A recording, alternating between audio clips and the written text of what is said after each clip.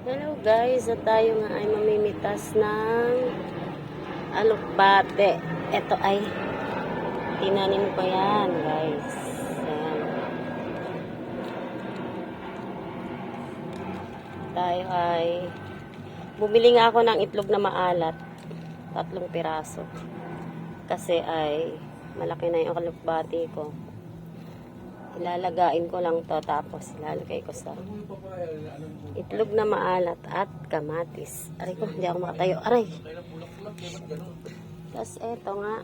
Tanong mo dyan sa kalimat bulaklak. May tanim na kaming papaya. 3 yan.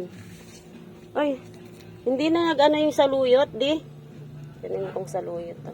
Oo, malapit na rin. Ba't tinanggalan mo ng mga ano? Sir Ronald, laging tinatanggal ang mga dahon. Ito yung tanim kong papaya. Ayan, tapos puro bulaklak lang. Ano to guys? Comment naman kayo kung magbubunga to o puro magbubulaklak lang siya. Ayan. Ang ganda pala ng bulaklak ng papaya. Oh, di ba? Ayan siya, pataas lang siya ng pataas. Oh. Oh, ang taas niyan, mas mataas na sa akin. Tapos ito pa yung isa, oh.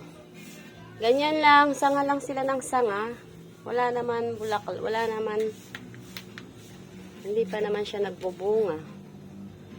Ayan, oh. Ayan, puro bunga. Bunga lang, bulaklak lang. Tapos wala siyang bunga. Gawin ko na lang kaya tong Kojic. Kojic soap. Diba? Ito ay sa likod na, ay sa gilid lang namin pa. At giniba na nga yung bahay dito. Ayan nga yung mga kahoy-kahoy. At tapos ay tinaniman ko ng papaya.